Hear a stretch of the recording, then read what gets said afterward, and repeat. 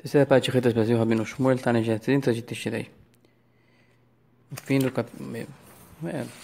meio do capítulo 25 da Epístola Sagrada do Rebbe. Eis que a composição da alma do espírito do homem. Todos conhecem que é composto de 10 componentes, começando pela parte intelectual, depois a parte emocional, depois a parte efetiva e prática, pensamento, fala e ação. E claro que todos são criados pelo sopro divino. Está escrito, quando o homem surge sua vida, surge quando Deus sopra em suas narinas a alma viva.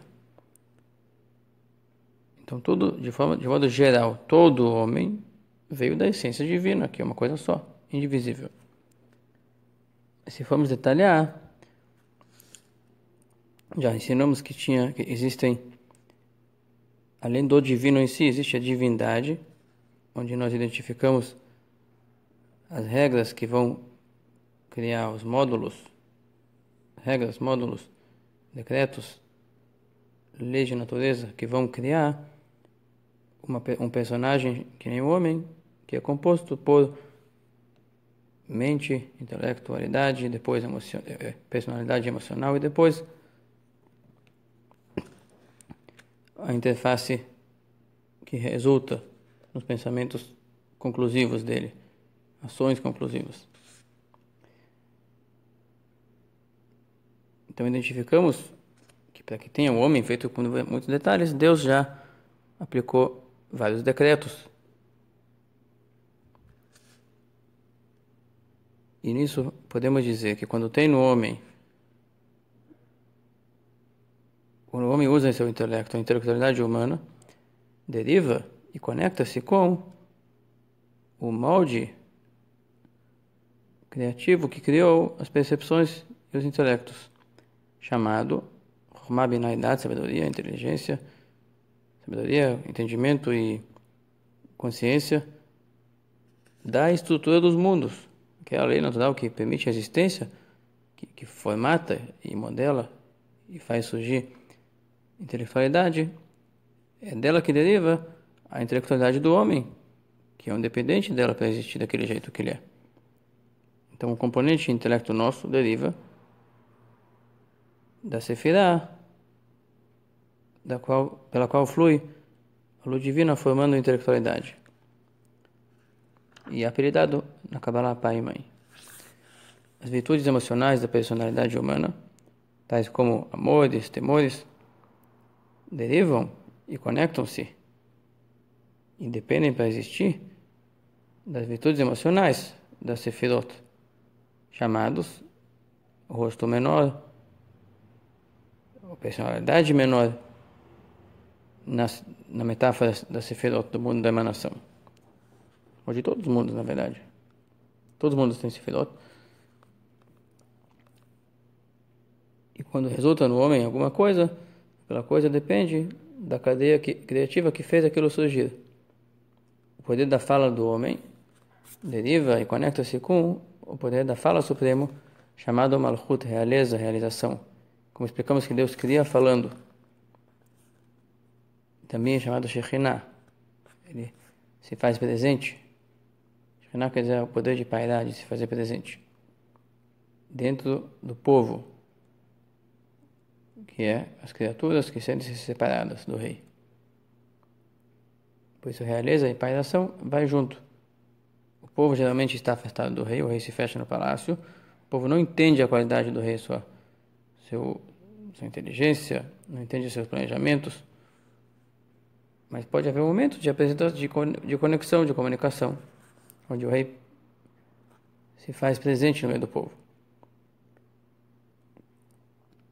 O poder da fala do homem deriva do grau pelo qual Deus se faz presente, como o rei que se apresenta no meio do povo. Por isso, quando o homem fala a palavra de Torá, ele desperta a origem do seu poder da fala. Cada coisa que a gente faz desperta a origem daquela coisa. Usando um poder para o bem, desperta a origem do poder que usamos para fazer uma transação equivalente nas alturas. Por exemplo, quando se fala a palavra de Torá, isso desperta que Deus esteja falando. Deus esteja fluindo vitalidade divina na regra que permite a presença divina se manifestar.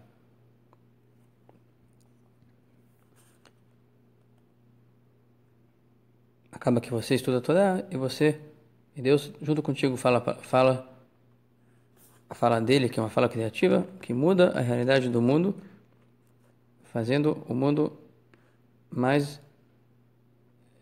sensível à presença divina que nele já está. Deus é onipresente, ele sempre está aqui. Apenas não o percebemos por causa dos bloqueios. Mas temos formas de abrir o bloqueio um pouco. A palavra de Torá é um dos caminhos. Você falava de Torá com a fala verbal. Isso gera um desbloqueio parcial da presença divina na Terra. E em todos os mundos também. As almas do paraíso têm muito prazer com aquele momento, porque elas são menos desconhecidas que nós. Então elas aproveitam o desbloqueio que nós fazemos muito mais do que nós mesmos, que estamos aqui na Terra, para que possamos permanecer aqui. A parcela que se revela para nós é muito colateral. Ela não penetra em nossa consciência de forma imediata.